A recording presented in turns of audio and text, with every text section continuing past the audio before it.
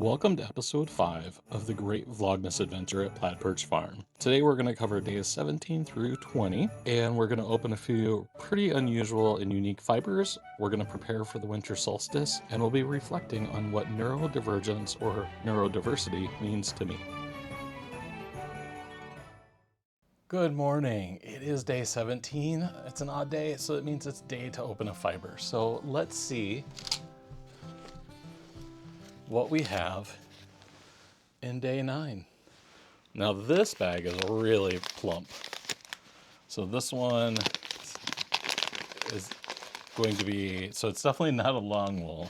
So let's see what we have here. Ooh, a grayish brown add-in with a white fleece. So this is the fleece that we have.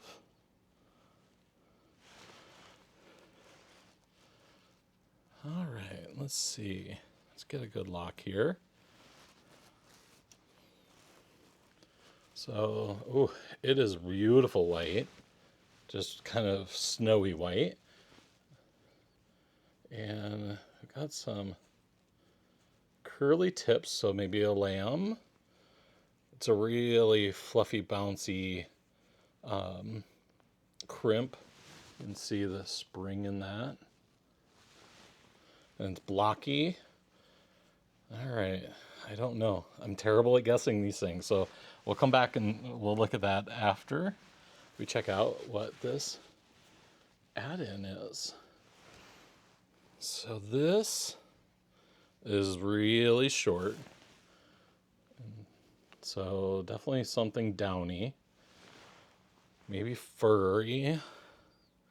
Maybe it's possum. Melly's been known to put possum in her fibers.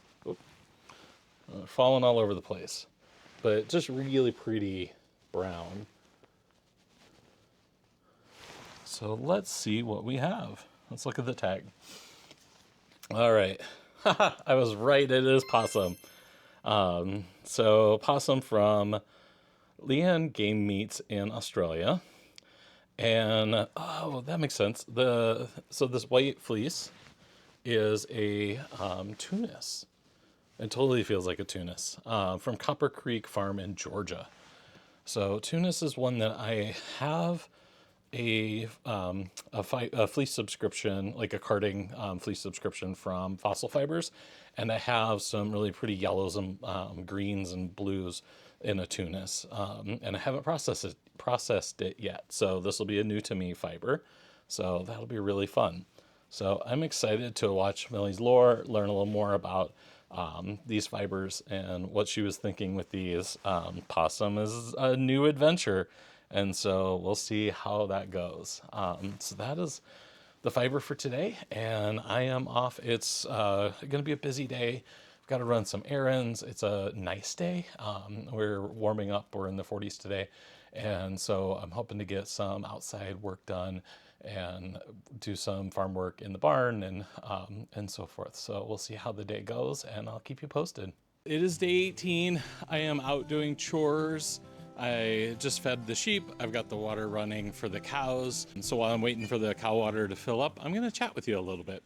So today, the last couple days have been warmer, and so a lot of the snow melted. And then last night we had some rain move in, and we had lots of wind, and now it's windy again. Mabel and I are hanging out in the barn, just letting the sheep eat and the cows get their water. So it's a pretty decent morning. But this week I wanted to talk a little bit about neurospiciness, neurodivergence. And this is a topic that's always been interesting to me. I was diagnosed with ADHD in my early 40s, and so not long ago. And it was an interesting experience. It wasn't one that I'd say made me regret or made me upset. I think it was more reassuring to know, to have an answer, to have a diagnosis that says, yes, this is a struggle for you. This is something that your reality. And here's some ways to work around that. And some of the ways I had already been doing, and I'd already kind of figured out.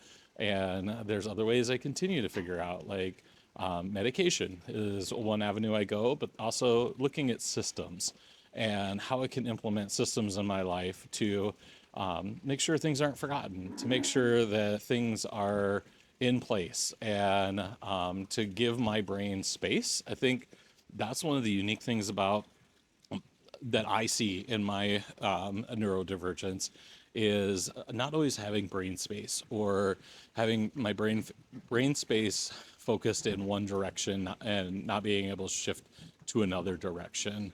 I want to give a shout out to Tashi over at Stitches and Starlight, because she brought this topic up in her Vlogmas, and it really inspired me to talk about it too. Because mental health is something that our family is very adamant about. We want to talk about transparency. We want to talk about the reality of it. We've adopted 3 boys, 1 at birth and 2 when they were older, and that comes with a whole nother set of mental health challenges, and just how we pivot that, and the reality of what we have to, or what our experience is, and how it's different from others.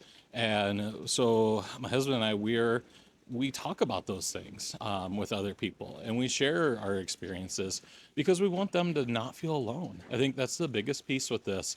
And Tashi kind of alluded to that, is she talks about how she's not special. Like this, there's other people that also struggle. It shows up in everybody's life in a different way. There is no right or wrong way to go.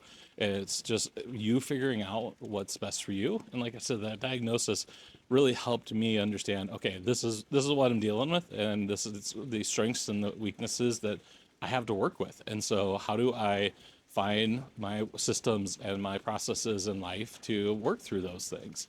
And so it's always interesting. I really see it in my crafting as well. I was just recently talking with my therapist about how crafting really helps. Different crafting puts me in different places.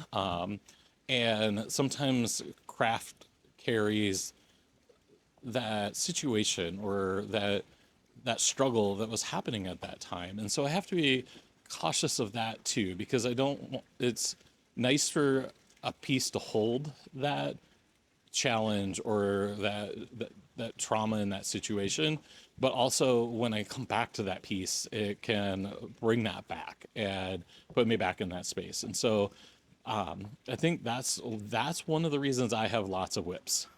I have lots of projects going at one time, because different projects stimulate my brain in different ways. So a weaving project is a newer craft to me, and so it challenges my brain in learning new skills. The vest that I'm working on, that's been kind of put on the wayside, that is a very geometric pattern. Like that challenges my brain to think through how am I going to do this? What is the steps I need to do? And so it really gives my brain a creative process to think through. And so there's times where that helps me. There's other times where I need something that just takes me out of the situation. It puts me into a place where I can just step away from my thoughts and just be. And spinning is one of those crafts that really does that for me. Spinning is something that I can sit down, and the moment I start spinning, I can just block everything out and just focus on that rhythmic process of spinning. And so when I'm with the kids and things are challenging, and I just need a moment, I can sit down at the spinning wheel, pick up from where I left off, and just spin. And something happens, I need to step away, I can drop that and step away and come back, and it's not a challenge to pick that back up again. Whereas knitting, I may have to be more thoughtful in where I am in that pattern, or making sure I don't drop stitches, some of those things. And so having that flexibility to just drop it and take care of a situation isn't afforded as much there. And so all of these different crafts really help me process where I am at that time. And so I find that really important. And I hope others find the ways and the processes that work for them.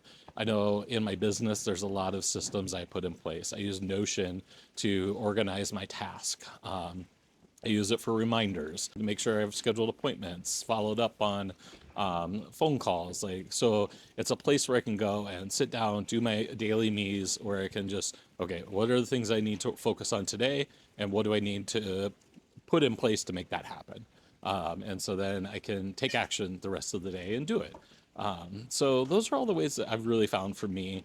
The farm is another way. I'm looking at a project that I'm working on right now with improving my hay bunk system. I moved to this new system, and I'm already thinking of ways I can improve it and make it more efficient and better in the future. And so I'm working on building a new panel system for that.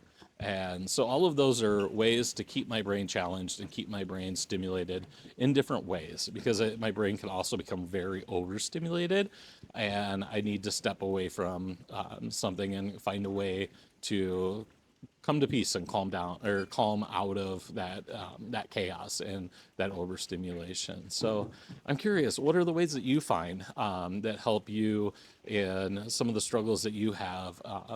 Is craft a part of how you manage your life? And are you a crafter that focuses on a solo project and from finish to end? Or are you like me and you have a number of projects that fit different situations and you work on them as those situations allow? So tell me in the comments, tell me what you think.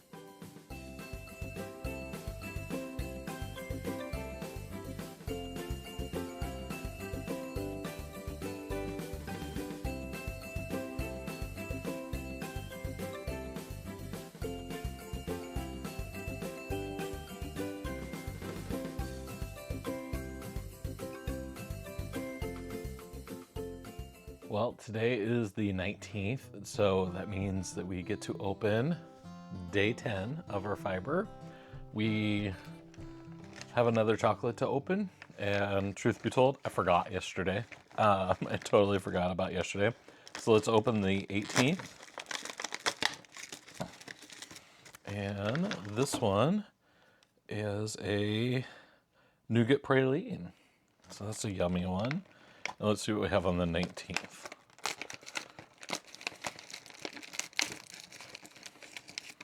And the 19th, we have a chocolate piece with light nougat and hazelnut. So a nougat and nut kind of situation.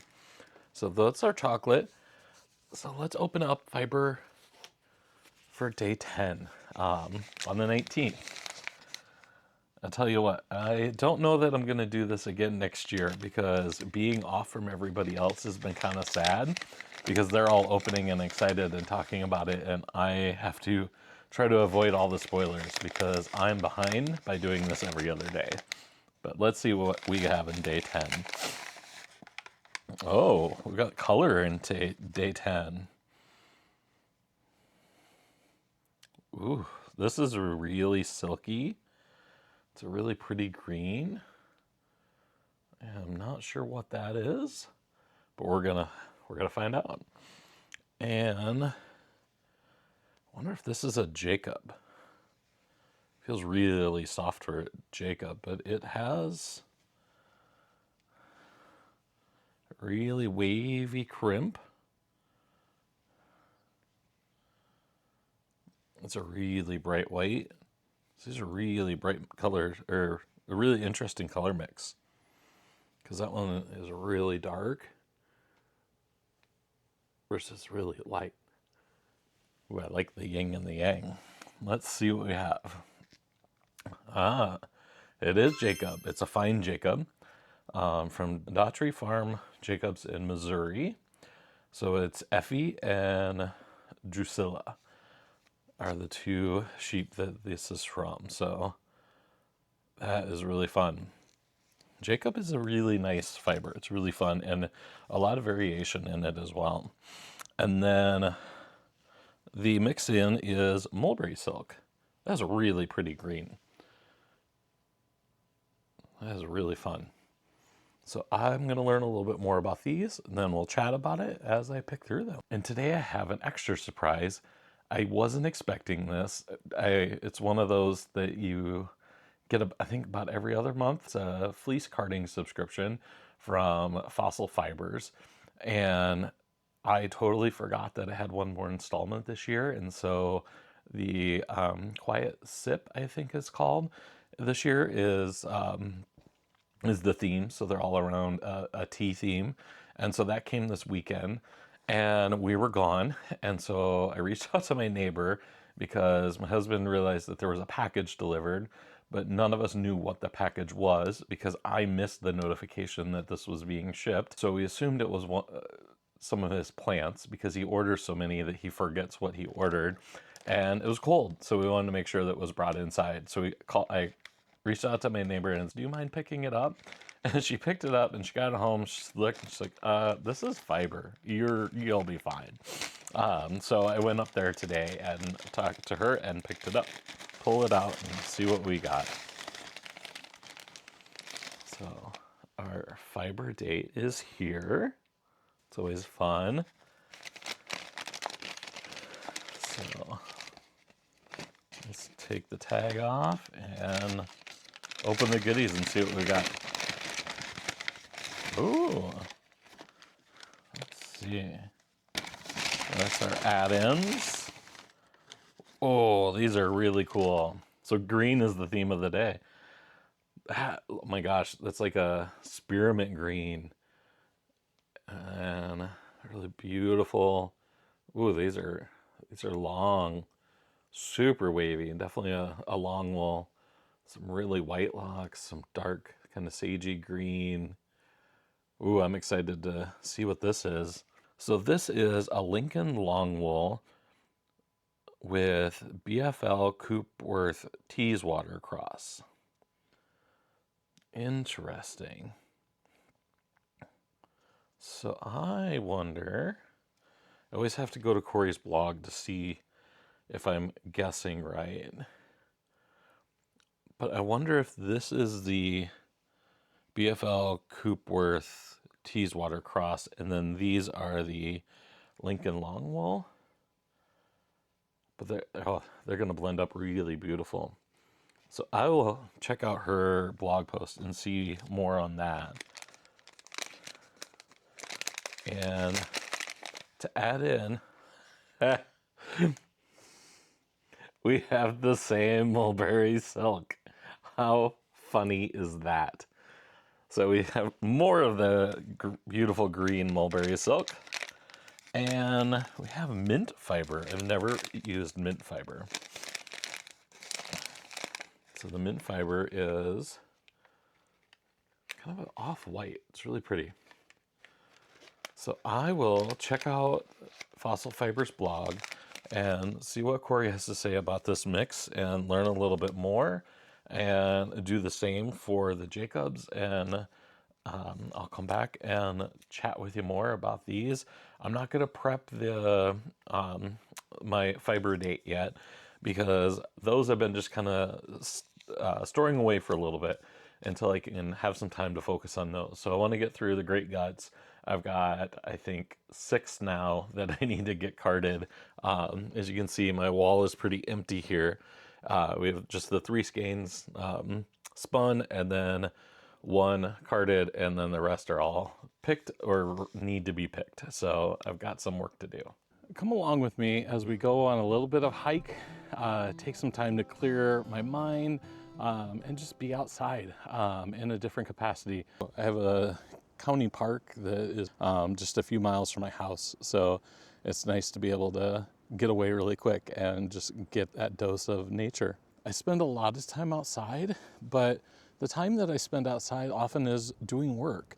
It's taking care of the livestock, it's taking care of the farm, it's doing a lot of the things that are necessity. And so sometimes it's nice to take a walk and just be able to be in nature and listen to the sounds and take a moment just to hear my own breath. And so this is kind of a really enjoyable thing to be able to do. Let me tell you a little bit about the things that I'm wearing.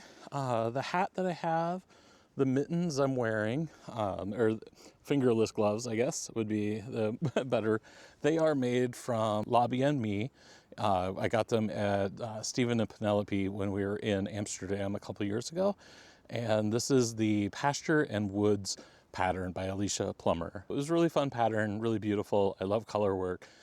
These are a Gotland and another wool mix, and they're just really warm and really comfortable. This neckerchief I have is knitted up in some of my hand spun. The kind of mustardy color is something from Farmer's Daughter Fibers. I can't remember which one it was. It's been a while. But that pattern is Knitting Badge Neckerchief by Nicholas Heed. They're just some fun knits. It's neat to wear my own sheep's wool. So those things are keeping me warm while we're out here. Let's talk about this Jacob that came in day 10, because it's a pretty amazing Jacob. Just the fact, look how white the lock is. Like, that is incredible. But this one of the things that makes it unique is the fineness of it. So this one is really a low micron. So typically with the Jacobs, you're going to get about a 25 to 35 micron. Typically you might get some Kemp. They're a pretty primitive breed, and so you tend to see traits that come through that you tend to see in primitives. I think in primitives you start to see a lot of inconsistencies because they've just been around so long and they adapt to the areas they're in. The farmers and shepherds that are raising them are going to select for particular things that work in their systems.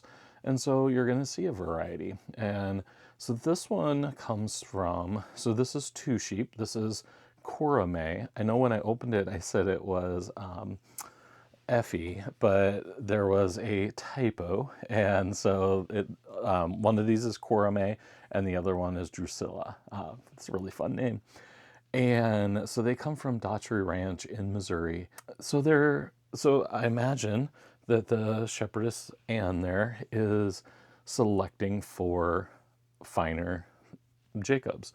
And so that's why this flock is going to produce more of those finer Jacobs. We see the same in Shetlands. There's such a wide variety in softness and fleece type in the Shetlands, but they're still Shetlands. Like, it just, there can be variety. And I think that also speaks to the fleece too. Like one of the great things through this adventure has been talking about how fleeces are unique and fleeces carry different traits that are unique to that individual. And so when you're spinning a single fleece, you're spinning everything that is unique and speaks about that sheep that raised that fleece. And I think that's pretty special. So the Jacob is a very historic breed, goes back to biblical times. Jacobs are spotted, they're black and white, with black and white spots, so you get a lot of color variation. There's a lavender color, which is kind of a mixture of the two, creates kind of a brownish gray. And you typically will notice that they have multiple horns. So Shetlands can have 4 to 6 horns. And so really quite an interesting visual breed too, which I think is really fun. And so again, very primitive, lots of history. It's just a fun, interesting fleece to spin with. We are going to blend in this mulberry silk. And I love that I got this in 2 different things, which is really crazy and fun. The mulberry silk, I don't believe I have used. Melly was talking about how the mulberry silk, you'll see it's very wavy, like it wants to kind of, has a wave and it's really soft because it's silk. But it also is not one that wants to cooperate with blending in. So that'll be a neat experience from a blending standpoint to see how this works, how this incorporates in, because it sounds like it's a little bit of a doozy and you kind of have to go with that. Versus that Tessa silk that we did in that really beautiful border luster, like it just soaked it up. It was just happy to blend in and take on that orange. So we'll see what this green does and what that creates for something to spin. So this is kind of an olivey green. So I'm really excited to see how this blends in with this kind of what will become kind of a gray color. And so mixing those 2 together is going to really create a neat color together. Once I spin all of these, I don't know what will become of them. They will go into my stash, I imagine, until the right project comes about. because I want to spin each of these in a way that speaks to that fleece and speaks to the way that fleece is presenting itself to me. So I mentioned the Icelandic, I want to spin as a Lopi. And so then mixing that Lopi with these others won't really align well for most projects, maybe a knitting project. But I'll just have to see, and we'll see what comes of this. So let's talk about this Tunis that we got on day 9. This Tunis is blended in with the Possum. And so Melly was talking about the Possum on her lore video, and as you can see, it's falling all over already. And so I think this will be my last one to card of this series, because I'll want to do a pretty good clean on my carder to get these off. But you can kind of see how it's just kind of feather-like, just really wispy. So it's just really interesting. So it comes from bush possum in kind of the Australia, New Zealand region. Not familiar with the harvesting method, but I'm gonna become familiar with the blending opportunities with it. So that will go into this Tunis. This Tunis is a white Tunis that comes from Copper Creek Farm in Georgia. And you can see it's a very kind of tapered, I don't know if you can, so it's a very tapered type of lock. And so you'll see that these tips are still a little crusty, just a little bit, they open just fine, but it takes a little bit of effort to open them up. And so in terms of picking, I pulled out my lock pop, because that I find as it works better to pick, especially when the tip is kind of crusty and tight like that. I think it helps kind of open that up a little bit easier. And so I'm going to work on popping these locks so I can get them open. So what I did was it was easy to see the locks because of those tips and pop them out, and just kind of set those into little, so each lock I can work on the lock pop. So the way I'm using the lock pop is I pull out the locks. I like to kind of arrange this and do it before. And so I have the lock and I just give it a little twist and then just kind of brush it back and forth, just kind of popping it, kind of like the name, against this carding cloth. And so then that will open up one end, and then I'll twist it again, and sometimes I might run my finger over it to kind of help, and then it will kind of open up those tips. The other thing I like about this is if they are broken tips, this will help pull those tips out. So the broken tips will stay in the carding cloth, and then same thing with kind of any second cuts or short ends, they'll stay in there too. So you can kind of see as I pull those out, like that's all of the short bits and little neps, the little short ends that would create neps, and any broken tips will all stay within or will be separated. So this really creates a really nice prep. And so this is just a really great tool. So just really super easy. So I really love this tool. It was pricey, but it's really made with some great craftsmanship and really great quality materials. And so I feel like it works really well. And so it's been a good investment to have in my fiber equipment. So the Tunis comes from the Tunisian, I believe, Barbet sheep, which is a sheep that has roots in dry climates, kind of hot and dry climates. And so this is one that I think you see more in kind of the southern part of North America. And so it's just been bred to be a little more efficient in that type of environment. Kind of like we talked about the Romneys and how they adapted to a wet, marshy environment. Like these are carry a different traits and different qualities that help them in a very different environment.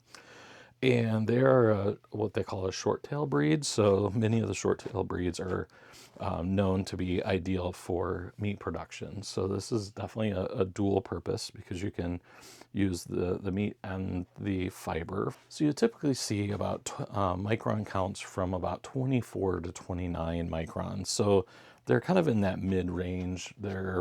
I would consider them next to skin if you're not incredibly sensitive to the texture of wool. And the staple length is kind of 3 to 6 inches. So I'd say this one kind of falls in, it's about a 4-inch staple. So definitely within the standard of that.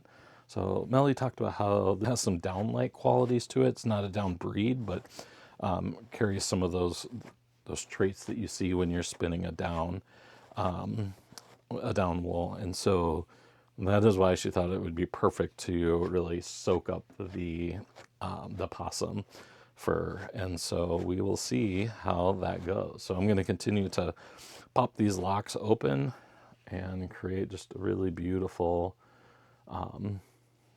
prep to put on the carder and see how those all go to come together.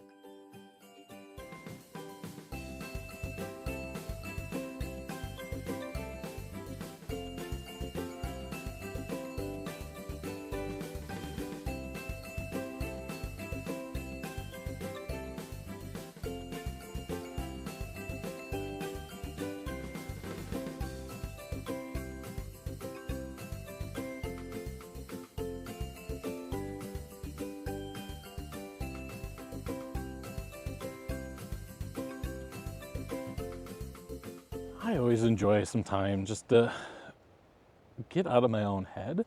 I brought my journal with me here so I could, if any thoughts came to mind, I could jot them down. This is a time of a lot of reflection. As we enter into the winter solstice, it's a time for me to kind of look back and reflect, like what has happened over the last 6 months and the last 12 months, and where have I gone? What have I worked on? What have I accomplished? What have I learned? One of my goals this last year was really to start reflecting a little bit more.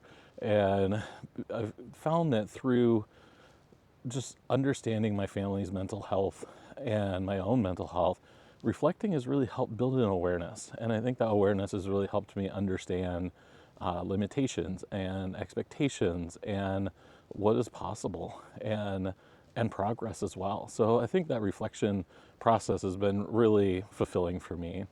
One of the things that I never really thought about was my own neurodiversity. In this world, there's a lot of uniformity, and that uniformity helps control chaos. And so if we don't have uniformity, it's harder to control chaos and it's harder to find that common ground. And so for me, I think having a name or a title or a definition for something helps people understand it, and not necessarily that it's the opposite or the outside of the norm, even though it feels that way. I think that that's something that we put on in a society, making neuronormalcy, I guess. I don't know how to put it. The normal, the typical. And then if we don't understand it in that sense, then it's a neurodivergent. But I think for me, when I got my diagnosis of ADHD, it helped me understand. But also talking about reflection, it helped me look back and see what are the things that I've done in my life that have helped me cope with that difference and help me fit in, not necessarily fit in, but work with the norm or work with the expectation that others have. Because I think as a society, we're always going to struggle with those pieces. And I think the biggest thing that we can do is give each other grace, have understanding, and really learn from each other. And so that's really the lens that I want to put forth in this channel, in my life, and through my family, is that we aren't all the same and we can understand that. And we don't have to be the same. And that uniqueness is also reflected in nature. And just a few days ago, we opened up a cornmeal fleece that wasn't like all the others. It was unique and different in its own way. And that's nature saying, hey, we're all different. We all are have different qualities and different things that we bring to the world. And that's right. That's okay. And that's the way it should be. So I love to look at nature in that sense. And so going on this walk and just getting out in nature really helps kind of breathe that air and clear my mind. And so that's one of the things I'm doing today. When I got my diagnosis of ADHD, it was something that I think was never noticed or diagnosed before, because we expect ADHD to be that hyperactivity, that young boy that just can't sit still. And that's not the case. There are a number of different ways that ADHD displays itself in a number of different people. And it's not all the same, because we aren't all the same, and we all exhibit our skills and our opportunities in different ways. And so for me, it was seeing that I don't think the same, and that's okay. And the way I've dealt with that is building systems in my life. And that's one thing I have always struggled with, was creating systems and sticking with those systems, the ADHD part of me.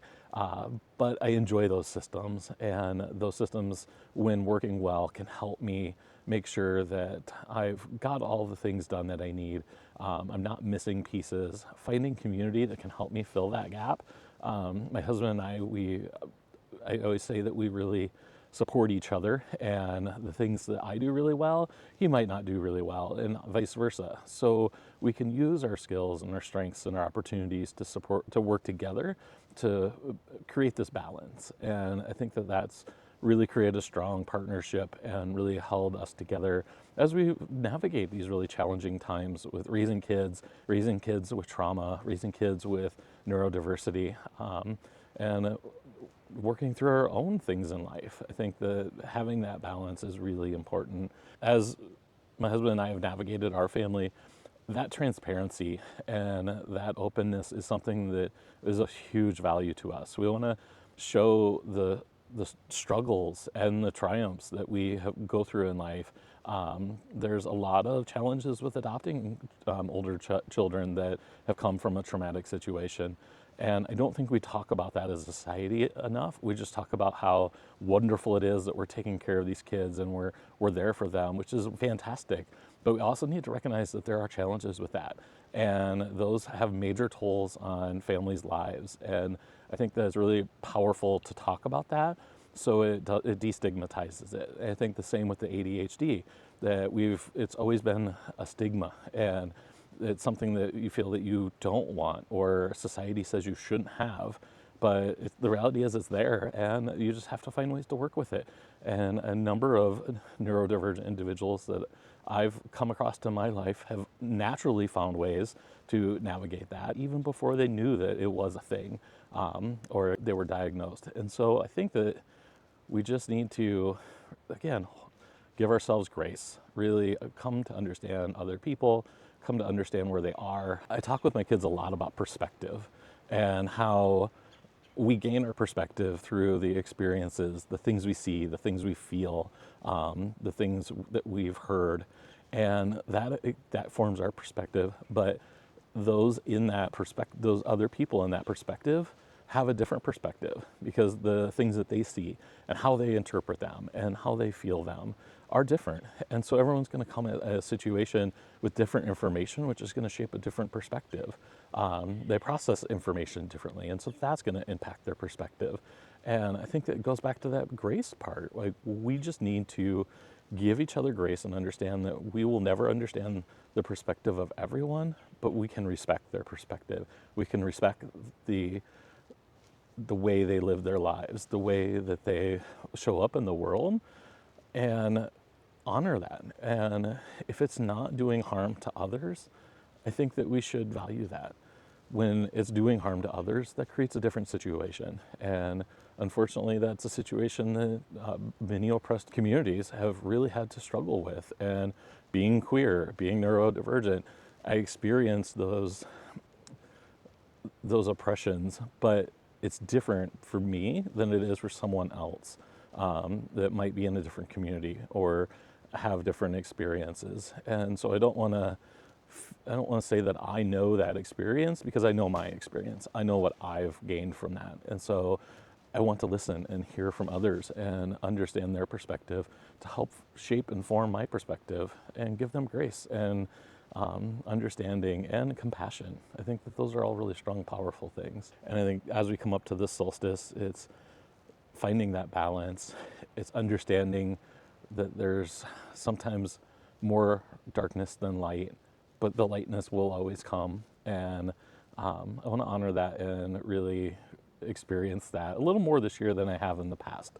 I mentioned to a friend the other day, I feel like I'm entering my witchy era, and I just want to become more in tune with the rhythms of nature and the space around us. These are all things that I've always really held close, and so I want to see how I can incorporate them into my life. And so I'm hoping that this season I can do that and build more understanding around the history of that as well. Thank you for joining me for this episode of Vlogmas. I hope you've enjoyed the farm and the fiber, and I can't wait to see you in 4 more days.